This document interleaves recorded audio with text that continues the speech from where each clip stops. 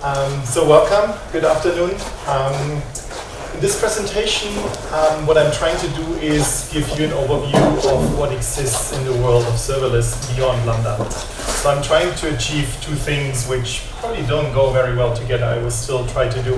One is to tell you what's happening outside of Lambda, and one is also to give you an update of what is new in this world, like what happened since 2018, last year. So my name is Frank. I'm based in Germany. I work for AWS as a tech evangelist. Normally I'm covering the German-speaking countries, which is Germany, Austria, and Switzerland.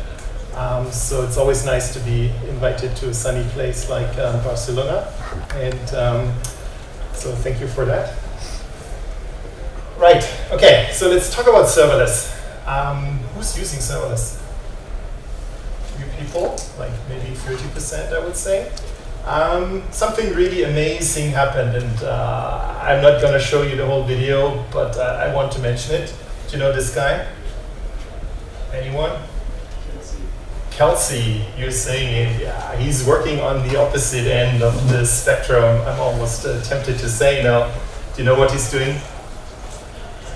He's the chief evangelist from Google for Kubernetes. For Kubernetes and containers, yeah. So he's a big container fan, and he kind of, if you followed him on Twitter, you saw how he changed his opinion about serverless from being something very absurd to where at the end he kind of said, you know, serverless is great because it allows you to focus on what is really important on implementing your business logic. Now in this talk at KubeCon, it wasn't the last KubeCon that you had here in Barcelona, but it was one before. He said, like, so what's the gold standard for serverless? He, as a Google guy, said this now, and everyone was like, what does he expect people to say now? And he said it himself. He said it's AWS Lambda these days. No, that's the gold standard of serverless. And I was like, wow, that's a very cool thing to say this as a Google advocate for containers. So he's like very much on the other side of the spectrum. So I'm not showing you this, so I just want to flip over this.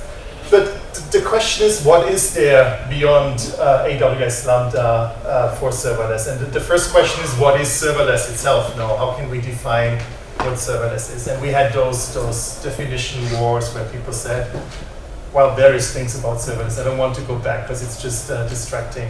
If you look at this, like one thing for sure is that you don't provision infrastructure. And it's like infrastructure, it's servers, it's VMs, it's containers, it's runtimes, it's much more than just servers, that's the important thing. But you don't provision infrastructure because we believe provisioning infrastructure is a repetitive task, it's heavy lifting, and you should not do it. No, what you should do is really focus on your business problems.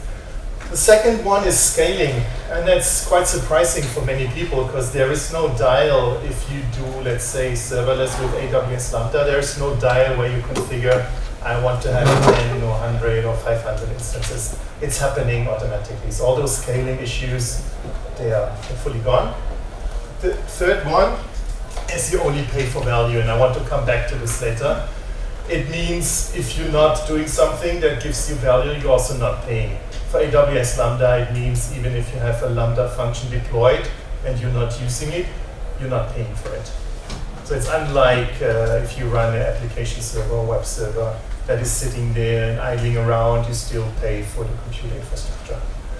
So that's the big new thing. And the last one that is very often overlooked, it's highly available. Did you ever deploy a Lambda function yourself, like a small one in Python that is just doing hello world? Even if you do this, what happens is it's deployed across availability zones, across 3 availability zones. So you don't see this, you don't feel it, it's automatically highly available and it's secure. So all this thinking about how to get this in an HA-aware way is not necessary anymore. And that's quite a big surprise. I spend a lot of time in doing middleware infrastructure and talking about load balancing and high availability and failover, geo-distributed systems, and all this is taken care of for us. And so that's the definition, which certainly applies to AWS Lambda, but if you carefully think about it, you might get an idea that it applies to much more than just having functions as a service. And I want to talk about this. Well, I want to talk about this, but first of all, it's Lambda. And the question is, how many other things, how many other infrastructure services or platform services can you imagine that are also serverless? Does it make sense to talk about serverless databases? Does it make sense to talk about serverless storage, serverless analytics?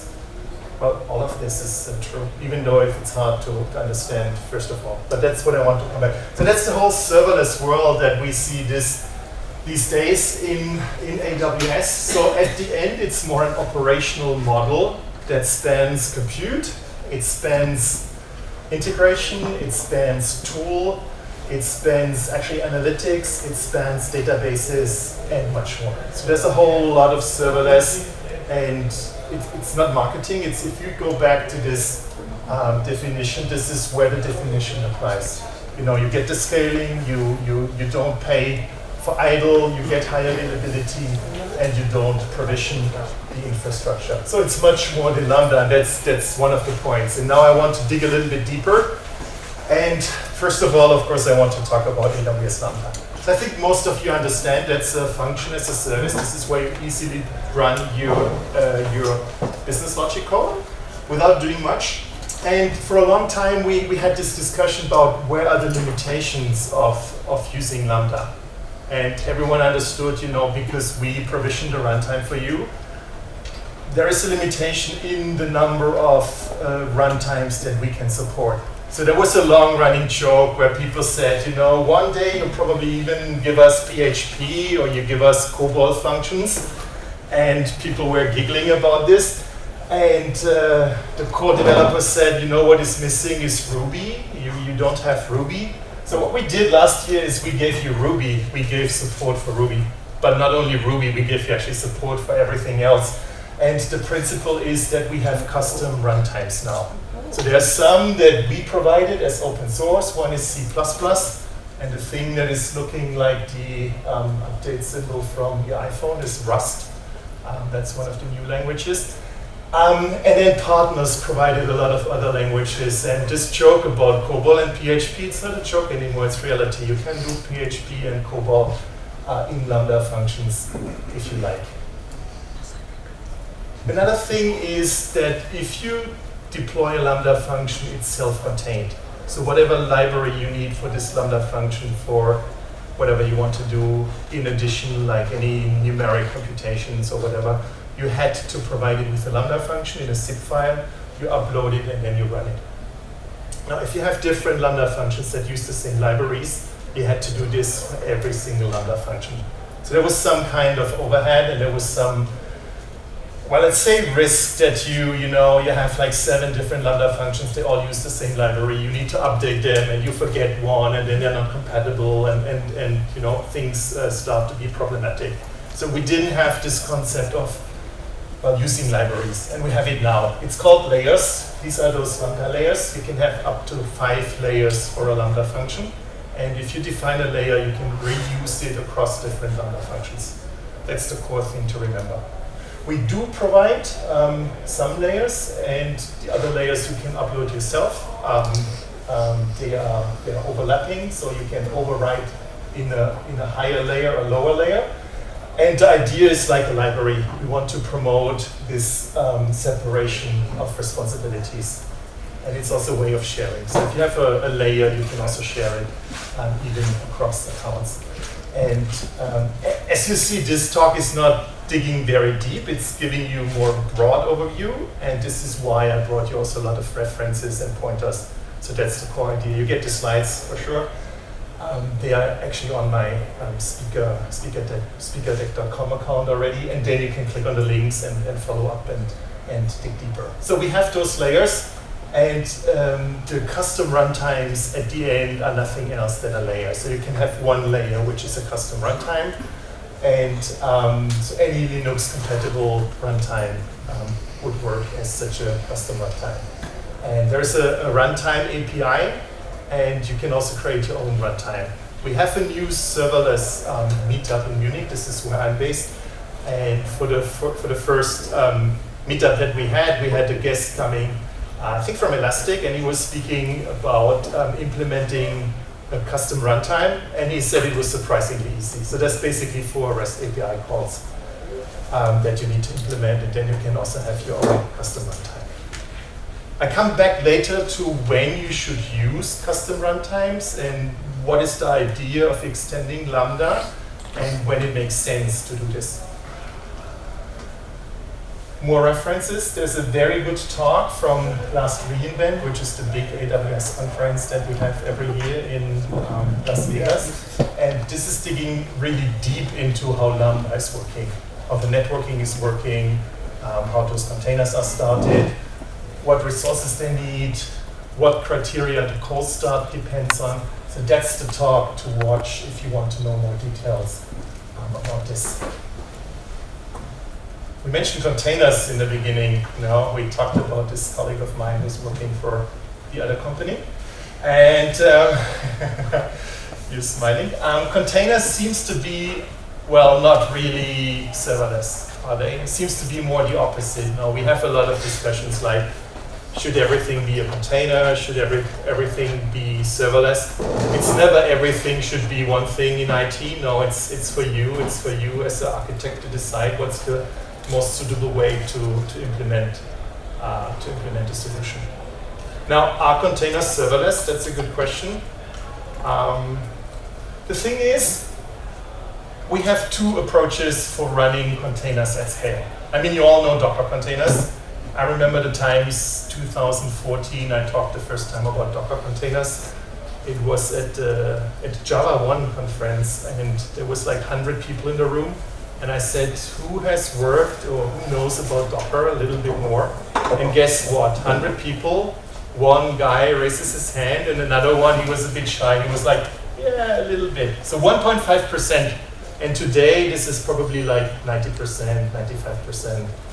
Everyone is using Docker. But if you want to run Docker at scale, the thing is, this is not that easy now. You have to solve problems. Those containers, they come and go. They're transient. Those containers need to be monitored. Those containers need to be hooked up the right way. If you have 1,000 containers running, and you need to start another container, and it should run across 3 availability zones and connect it to the load balancer, well, you need tooling for that. You need some orchestration tooling. And we all know about Kubernetes. No, that's the thing everyone wants to do these days. But there was a time before Kubernetes when we already had Docker containers and we wanted to run them at scale. And at that time, we built a system called ECS, Elastic Container Service, which is a way to run containers at scale, which is kind of, even today, I would say, it's probably the easiest way to run containers in AWS, despite having a managed Kubernetes service as well.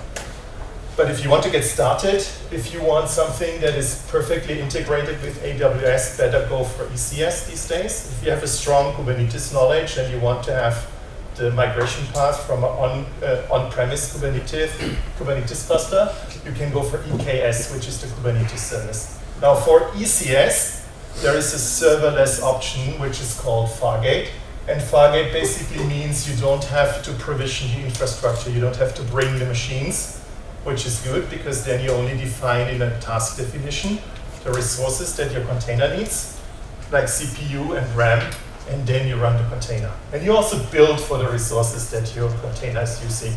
So it's running containers in a serverless way, just focusing on containers and being built about the resources that you use. That's why Fargate is the serverless option of running containers.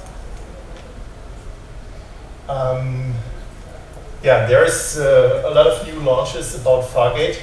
I want to comment on the first one. Like, one of the bigger criticisms was it's nice, but it's too expensive, so we lowered the prices by up to 50%. And the other one is the upcoming trend about service meshes. We had the presentation just before lunch in the other room. I'm not sure if you've seen that. Somebody explaining the principles about service meshes. So service mesh is used to connect services, to observe services, and to secure services. And maybe the most prominent example that we see these days are 2 open source projects. It's Istio and Envoy. And that's probably what everyone uses to get started.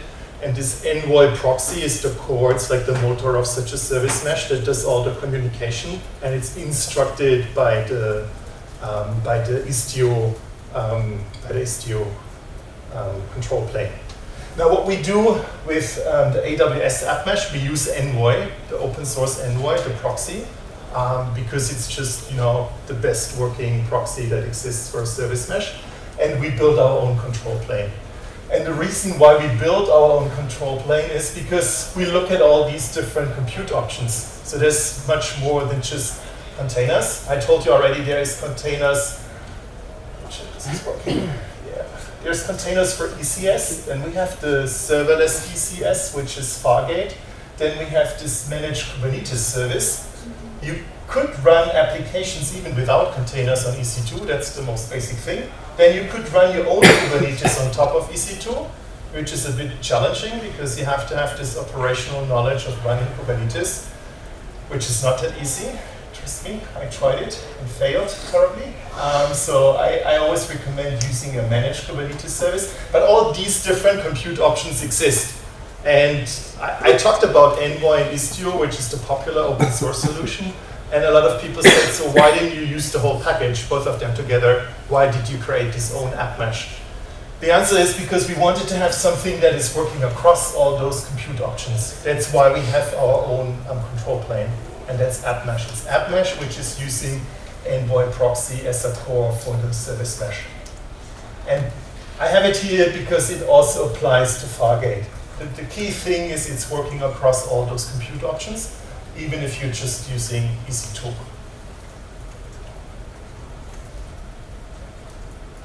Okay, I told you that already. It's based on Envoy. There's no extra charge for using it. It's just the resources that it uses or creates, and it supports any other third-party tool that is working together with Envoy. So that's the app mesh, the service mesh story that also applies to Fargate, which is the serverless container solution.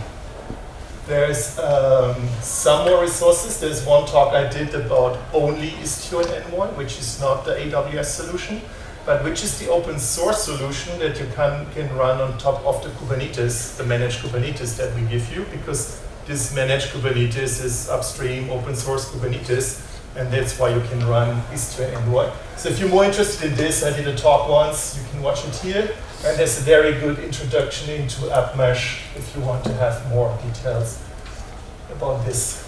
Something I'm very excited about is Firecracker. First of all, it's a cool name. Second, it's like a cool technology that helps a lot. If you think about EC2, you all know EC2, that's the core compute that we give to you. At the end, it's not a real machine, there's some virtualization involved. That's the core part of EC2 now, making a virtualized system look like a real computer to you. That's the core thing about EC2.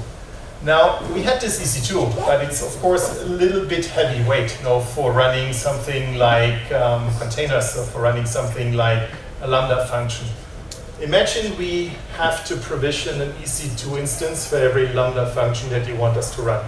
You have this feeling that's a bit heavyweight now. So what we were trying to think about and trying to do is take EC2, strip everything away that is not necessary, which in AWS language always means make sure security stays the same, but then get rid of everything else that is possible to get rid of and have something more lightweight. And that's Firecracker. So Firecracker is a open source technology. It's Apache 2.0 open source. And it's a micro VM or a mini VM. It's developed in Rust. Remember Rust, that was one of the languages that we have as a Lambda runtime now. And it boots in 125 milliseconds. And it adds like less than 5 megabyte of system overhead of RAM. Now you're all sitting here, you're all very quiet, and probably like 80% of you think like, yeah, this is what my Docker container does as well. No, it's true, but it's not the same thing, guys. This is super important. This is a VM. It's a micro VM. It's a real VM. Your Docker container is just, well, I love Docker, don't get me wrong, but it's just an illusion now. It's using C groups and namespaces to isolate a process against other processes. It seems a little bit like a VM, but it's not. No. This is a real VM where you boot an operating system on top of another operating system. It's supporting Linux hosts and Linux guests in this version that I point here. And it has a very small device model, like 4 devices only. One of them is a keyboard with a single button where you stop it. And you have 3 more devices. So the idea is to keep the security as high as possible and to minimize the complexity. And it comes with this open source license. This is easy to understand now, because I told you, imagine we had to start an EC2 instance for every Lambda that you create. The goal is obviously to use this Firecracker to have this more lightweight and to put more of them onto a single host, on a single hardware platform.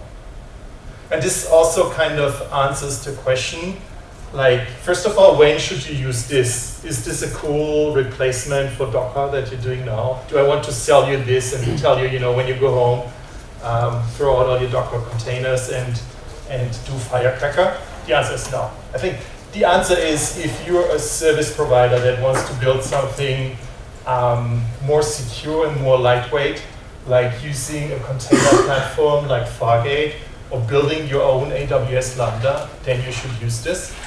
And it also goes back to when should you create your own runtime for Lambda? I think only if you absolutely have to. The whole idea about Lambda is that we do the heavy lifting for you. We give you all the infrastructure, the runtimes. So not everyone should create its own runtime, and not everybody should use Firecracker to build its own system. So it's not a Docker replacement. It's more for people that build systems. I still think it's a cool technology, and it's open source, so everyone is welcome to use it. And if you follow the READMEs, there's been tremendous effort, and a lot of things happened in the last 6 months since it was announced. I think the newest one is upcoming support for ARM processors. Obviously, this is on a very low technical level, so it's not so easy to replace the underlying processor, but this will be coming. So Firecracker, same security as EC2, super low overhead. I gave you the numbers, like 125 milliseconds for the startup. We can literally run thousands of those Firecracker instances on one single host, one single bare metal instance. So it's for high densities. That's what we want for running your Lambda functions. And we use it internally for running your Lambda functions. The transitioning is starting this year. Now, all these difficult technical concepts, like how to pack more Lambda functions on a host, what Firecracker is doing. There's a great talk from Reinvent as well, where the guy says, all this basically, just forget it. That was just for entertainment, because what we want you to do is run your code in a Lambda function. That's the point. No, that's also why I'm saying we don't want you to create as many possible runtimes as possible. You should run your code and not think about this. And only if you have to, because you're a system provider, then you do this. Right. IDEs, that's just a quick look out. We try to focus on giving you, oops, sorry, that was too quick, giving you more IDEs. Is anyone using CloudNine? Yeah, cool. I start to use it more. I start to like it. Do you like it? I do. Yeah, cool. Yeah. Nice. Good for consultants.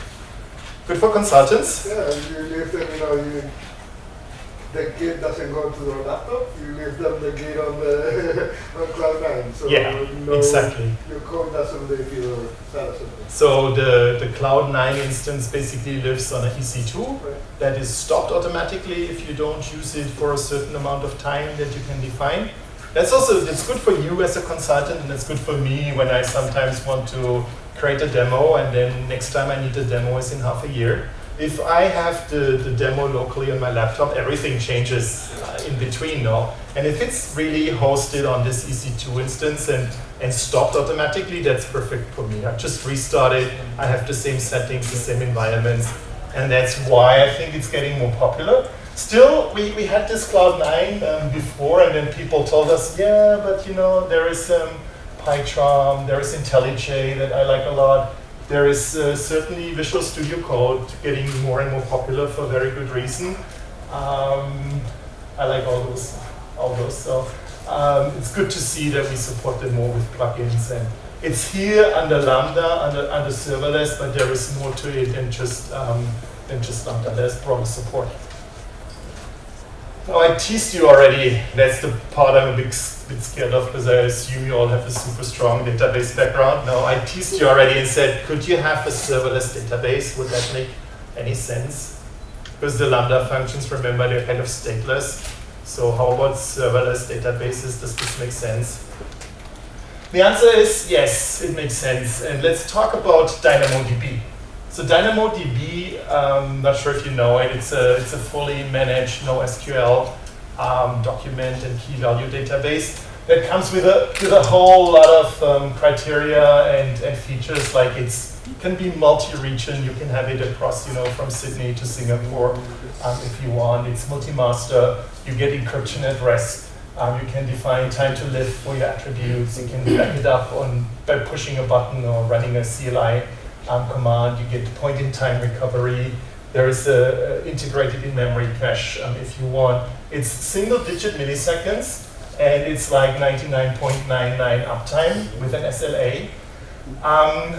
Now this sounds cool, but the really cool thing about this is you never start a server now. You go to the console, and then the first thing that you create is you create a table. And then you create a primary key, you define more attributes, you write data to it, and you retrieve the data. And this whole thing is living on a region, so it's available per region, but you don't have to specify availability zones. And it's on since it started, like I don't know how many years ago. And it was never shut down. So there's an API, you create your tables, you retrieve your data, you write your data, but we never ever told you, it's not working this Sunday because we upgraded. We change it all the time, We release like dozens of features per year, but it's always running. That's really amazing. I mean, I've tried myself to run those traditional databases in the cloud where you first provision the server and then the storage. And then you assign the storage to the database, and you spin up the database, and you're kind of responsible for patching it and all this. And all this is gone, The level where you start is a table. And I think this is truly amazing now. Now the real question is, coming back to my definition of serverless, where you only pay for value and where it scales automatically, does this apply to DynamoDB? So sometimes a friend of mine wrote a serverless book, and he said DynamoDB is a serverless database. I thought is it really scaling? Is it really pay per value that you get? The answer is, what we typically do, and that's a classic way of operating DynamoDB, is we define read capacity units and we define write capacity units. And one read capacity unit allows you to write 4 kilobyte in a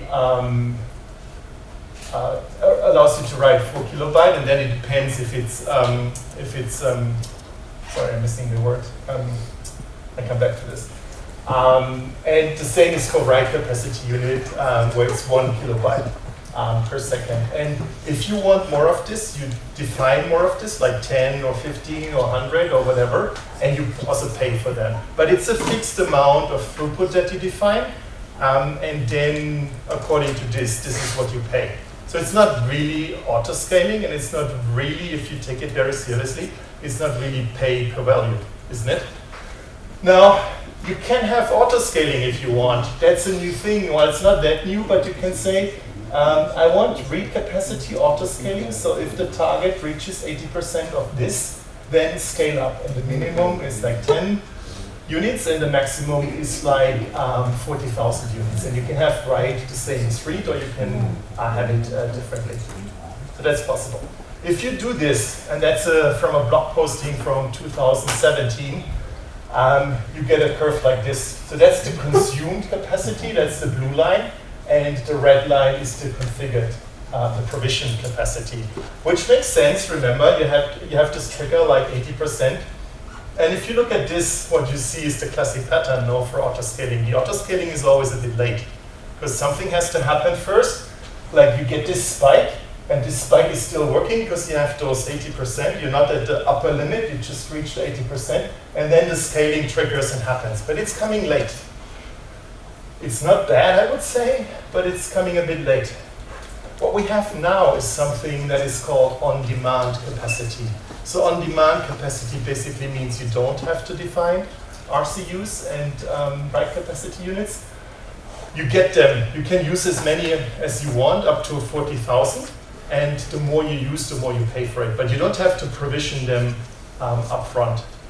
That's the new thing. You pay a little bit more, but then you don't have to provision them up front. And obviously, this makes sense if you release a new application and you don't know how high this spike will be. If it's very unpredictable, spiky load, this on-demand makes a lot of sense. Can I ask a question? How far can you scale out there without? How far can you scale out? There's one example, and that's actually the one that I linked here. This is what a colleague of mine has done. It's Danilo. He started 1,000 Lambda functions that write in a loop like 100 operations concurrently, and then it's repeating this. And that's the thing you see. So there is nothing throttled. That's what he proved there. Okay, but you've got to. And it's the maximum is like 40,000. Then I know. But there is a maximum. There's a maximum, yeah. And if you need more, you can still talk to us and see if we can raise this. No, okay. I was just curious. But there is a maximum for what, in theory, Dynamo can do. Limits on API calls within Amazon, so you could put 40,000 in Dynamo, but if you didn't call customer support and extend the amount of API that's the point. So a lot of the limits that people know are kind of soft limits that we do to prevent you from basically hurting yourself, from doing something, well, I didn't want to say stupid, but something maybe not too intelligent. And then things go wrong and then you consume all this capacity. This is why we try to limit this. I think the other reason is people always say, how do you do the planning? And we do the planning because we know the maximum limits that you have. If you need more, we can give you more. And then again, we can do different planning. I think that's the main thinking. It's to prevent you from doing something bad and also to have, well, more knowledge for the planning. And this is why we have most of these limits. And very few of them are not changeable. Okay, so these are the resources that I recommend. There is actually a new one, and that's the top tip that I have for you. That's a colleague of mine, Randall Hunt. He's living in LA, together with another colleague of mine, Nick Walsh, and they do a database, a database hour, where they invite people. This is the guy from Neptune, from our graph database, but they also invited the guy from DynamoDB, from Aurora, and they interview them. And they ask them the tough questions, they ask them some easy questions for education, but it's super entertaining and it's a great learning resource to watch this. So that's just a screenshot from Twitter, but if you're interested in more AWS database things, that's what I recommend you to watch. There's another database that gets misunderstood a lot, and it's called Aurora. We have Aurora, which basically gives you Postgres or MySQL. And it seems like it's Postgres and MySQL put to the cloud, but that's not true. There's much more to it. There's like the storage layer completely decoupled and completely, well, implemented in a cloud-native way. This Aurora is also scaling based on demand, and it can scale down to 0. That's a cool thing. Thinking about, only pay for value if you don't have database interactions or transactions. Let's say on the weekend, if it's a developer database, this can scale down to 0, and then you stop paying for the database. So that's the cool thing. You define ACUs, Aurora capacity units, like minimum and maximum. And then you can also say, do you want to pause it if it's not used for a while? Obviously, then it takes a short time to restart, but then it will restart. But it can go down to 0, which is, I think, quite amazing. Then a lot of people say, well, that seems like a lot of marketing and blah, blah, blah. Where you come up from these numbers? And I always tell them, this is the Aurora paper that you should read. It's a great paper. It's like published in a technical journal. That's just 2 pages I randomly picked out. That's the link to read it, and this really gives you the details about. People always tell us, all you did is taking Postgres and put it in the cloud. That's not true. It's like almost the opposite. There is so much happening on the storage layer, like how we distribute the cells, how we rebalance them if we have hot cells and so on. So there's amazing things happening, and if you're really into computer science, that's the paper you should read. How about analytics? I told you about analytics. You use serverless analytics. Yeah, you can, of course. Otherwise, I wouldn't have this. First of all, you can do it with Lambda. Remember, Lambda is the core thing. If we talk about streaming data and streaming data analytics, basically it's, these days it's Kinesis. Now we also have Kafka as a managed service, but Kinesis is the core streaming data service that we give to you. Now in Kinesis, you can write to a single Kinesis stream 1 megabyte, and you can read with 2 megabytes per second. If you write, you can send 1,000 records per second, and reading is like 2 megabytes. If you need more throughput, you have to provision more shards. So in an easy case, a stream is 1 shard, but you can have 2 shards or even more shards and create as many shards as you want and therefore increase the throughput. That's the core principle. Now, if you have such a Kinesis data stream, you can attach a Lambda function to it, and the Lambda function is reading events from the stream. And it's reading them as a batch. So you get a record of those single events, and then the Lambda function is processing it. And the thing is, the Lambda function has a maximum runtime, so you shouldn't read too many of the records if the processing takes a lot of time. So the Lambda function, in the hard case, it would time out after 900 seconds. So don't read too many records so that you need more than 900 seconds to process them. You can define the batch size, how many of those events the Lambda function is going to read. That's one of the suggestions. The other suggestion is that if you read from a stream, you get those 2 megabyte per shard, but this is for all the consumers. So even if you have 10 consumers, they would have this shared capacity. And the new thing now is that we support HTTP 2. This is where we push the data to the consumer instead of the consumer reading the data. And this is where every consumer can have this dedicated throughput. So it kind of increases the throughput, it decreases the latencies, and it's using HTTP protocol, which is stateful and which is pushing the data to the consumer. Right. This is one way to do streaming data analytics in a serverless way using SQL, using timed windows, where we have a stream, an incoming stream, and we have a stream where we want to write to.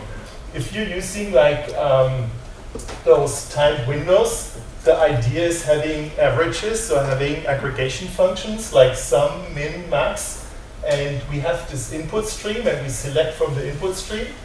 Then we do the averaging or we do the aggregation and we write it to the output stream. So it's from the source stream and it's inserting this to the output stream, and the whole application is written like a big SQL statement. And it's scaling, it's serverless, you pay per use, and it has very low latency as well. So that was the thing we had before. The new thing that we have now is, if you like the serverless analytics and you understand that you need those aggregates, but you don't want to do SQL because you're not so much a database person like me, you're more a developer person, you can do it in Java using Flink. So we also support Flink now. That's a new thing where you upload your Flink application. Flink is basically the same thing in Java, where you have those windows, you can use the aggregates, you can do low latency event processing. It's very high performant because it's running in memory. It's stateful, it writes automatic checkpoints, you can write your own checkpoints, and it comes with a strong integrity because it's exactly one's semantics. And a lot of people love Flink. It's another open source platform that is very popular.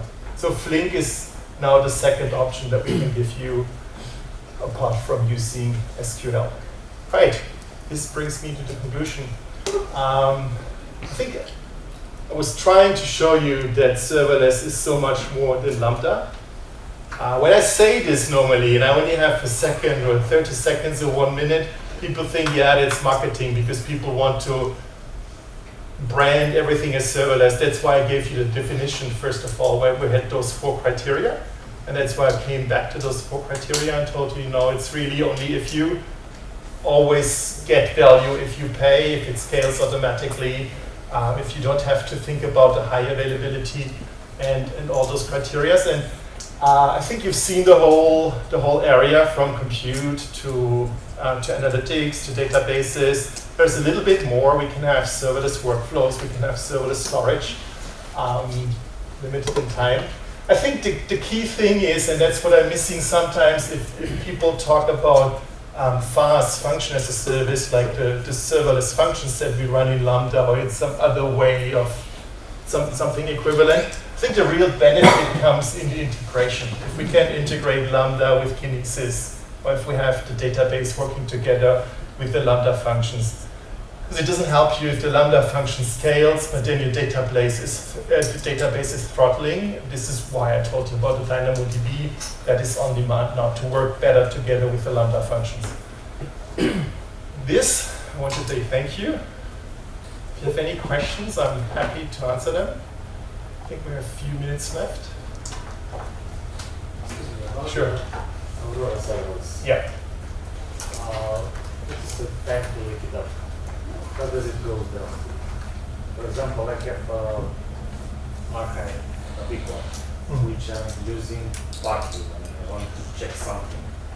How much time does it need? You mean if it's sleeping, if it's like doing nothing and stuff? That's the idea. I don't have an exact number for this. I can't tell you. I think there's no published number, but it spins up really quickly. What we try to do is what we try to avoid for the scaling, that it's permanently scaling, so there's some cool-off periods that are documented. And basically it's for scaling down. So if you have like, let's say 100 ACUs and you don't have any load, then it would just wait a little bit until it scales down to 80 to 60. Scaling up is immediate. And also the waking up from 0 is as immediate as it can be. The problem is the memory. Yeah. Will it keep it alive all the time? Or it needs to read it up and fill it buffer in order to do the response for it? The best thing is to try to measure it for your use case. There's really no published time where I could tell you, no, this is like 100 milliseconds. Or there's a blog posting out where I think Randall has done a demo.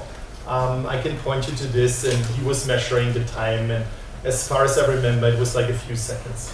For the client, it's transparent. Let's say my application has a connection pool.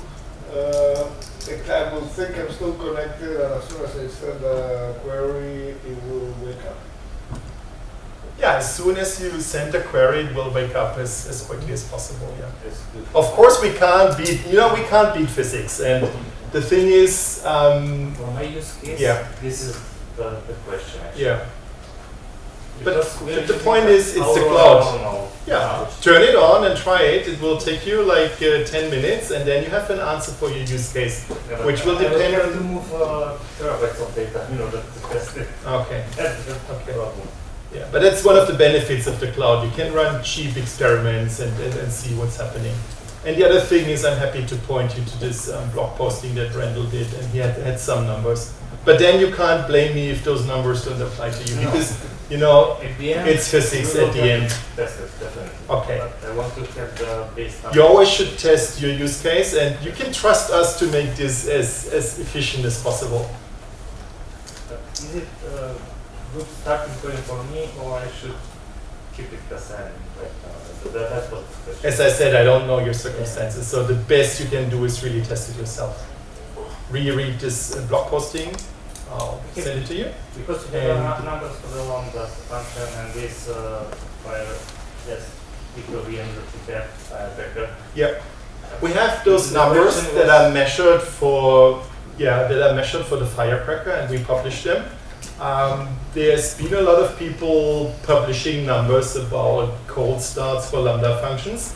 The thing is, we try to make them as short as possible. I just had the meetup where we discussed about this, and people said, why do you have those huge startup times for Lambda functions? And then somebody else said, but it's even worse on the cloud XYZ. And somebody else said, yeah, it's actually not so bad on Amazon. We still have them. The thing is, for the Lambda functions, it's basically two things. First of all, we're going to use Firecracker that will make the whole system faster and more responsive. The second thing is that those cold start times, they usually apply when you have VPCs and when you need a new IP address. And there will be a new system of multiplexing several Firecracker instances to a single IP address. And it's currently being implemented. So from our perspective, this is solved. It will take a while to roll out. It was announced.